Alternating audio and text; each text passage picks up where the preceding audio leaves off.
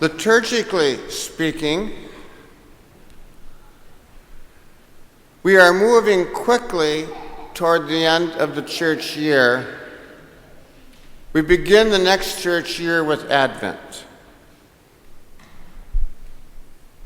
So next Sunday is the last Sunday of Ordinary Time. And at this liturgy, we'll be having the rite of welcome for the new RCIA people. Then on the 21st, we have the Feast of Christ the King, the last Sunday of the church year. The 28th is the first Sunday of Advent. And might say already, yes. During this time, the church has us looking more so toward the future. Now, we always do.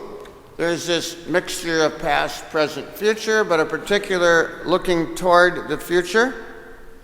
Resurrection, yes.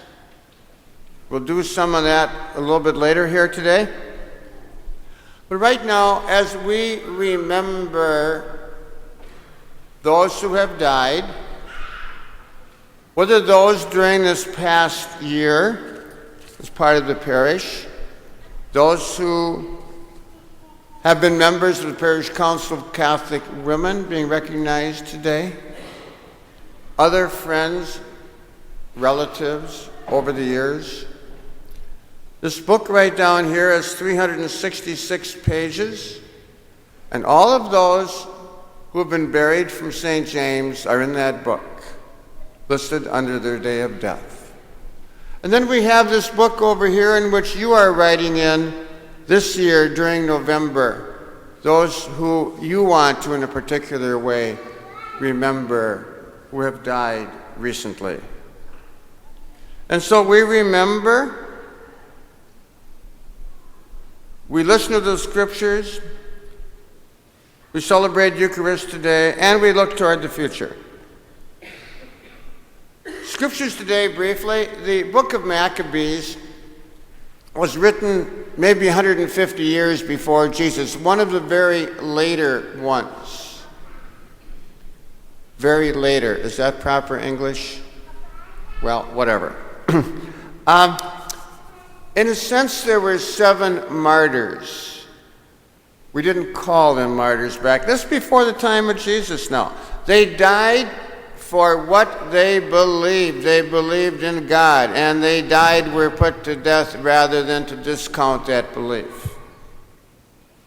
2 Thessalonians, at that time, Paul and others were thinking the end of the world, the parousia, might be right around the corner. Paul's getting me ready just in case. Now the gospel, we have the 7 brothers. Now the 7 in the first reading, the 7 in the gospel, it's a sacred number. But the Sadducees, they were just plain being antagonistic to Jesus. And they also had no belief in any kind of afterlife.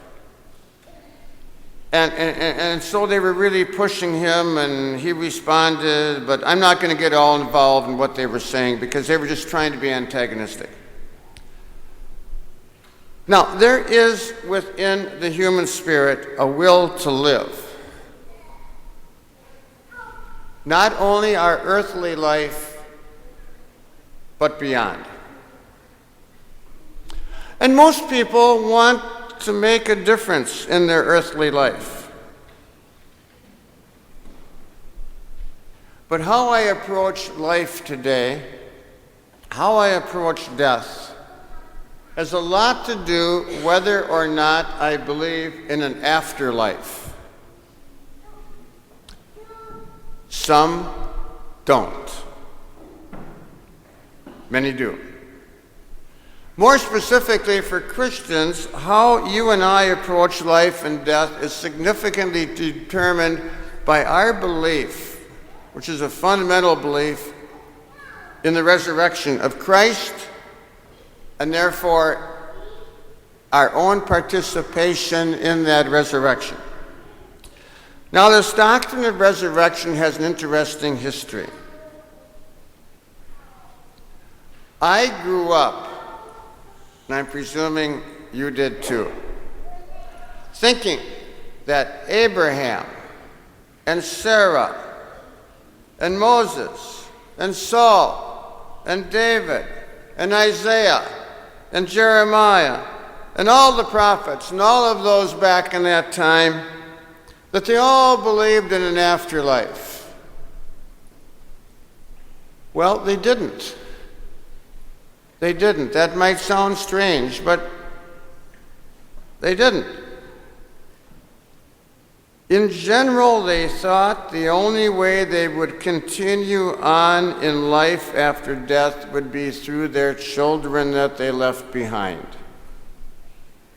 So, before the time of Jesus, in the Jewish times, the notion of an afterlife, I'm not even saying resurrection now, I'm just saying an afterlife, only began to emerge 150 to 200 years before the birth of Jesus. The time when this book from Maccabees was being written, the book of Daniel. Now, ideas varied about what this afterlife would be like. It was somewhat vague, and some thought it was just for those who were just, but not for those who were unjust. And others thought, well, it's for both, but those who are just, they go one place. Those who are unjust, not just, they go someplace else. But it wasn't resurrection the way we think of it. Now, one of the Jewish groups called the Sadducees, even at the time of Jesus, did not believe in any form of afterlife. That's the group in today's gospel. The Sadducees primarily focused on the first 5 books of the Bible: Genesis, Exodus, Leviticus, Numbers, Deuteronomy, which traditionally were written by Moses, and just said nothing about any afterlife. So, it's no surprise that the apostles and Mary Magdalene and all the people at Jesus' time had difficulty when Jesus rose from the dead. It's just no surprise. They weren't prepared. They weren't ready. It took a fantastic leap of faith. Now, even though we're more ready, it's a fantastic leap of faith for us also. I'm going to put in a parenthesis here. The Muslims do believe in an afterlife. They talk about Jesus as a prophet. They also use the word resurrection, but they don't understand Jesus in the same way that we do, nor do they understand resurrection in the same way that we do. But they clearly believe in an afterlife. So what about us? Every time we participate in liturgy, every time we make the sign of the cross,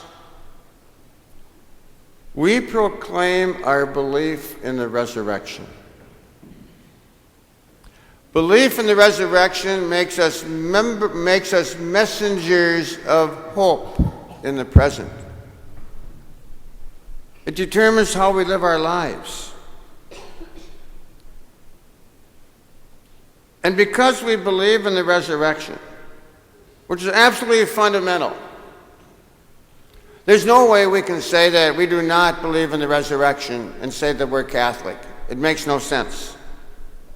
Because we do, we take from the second reading that short quote, "The Lord is faithful." And because we do, we admire these 7 Maccabee brothers, even though they were from before the time of Jesus. And because we do, we know that even though we will have a physical death, let's face it, each of us will, that we will live forever. Now, the fact that we believe in the resurrection may mean that we need to make some adjustments in our life. And maybe with some urgency.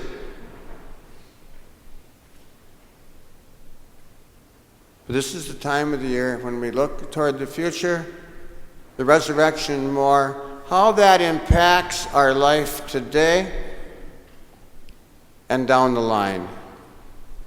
Let's look up at the cross right now. What we see on the cross, the crucifix, is the body of Jesus dead, but we also see in our own minds the risen body of Christ also, and we see that in us, in our world today. We're going to pray the creed now, where we state our belief in the resurrection.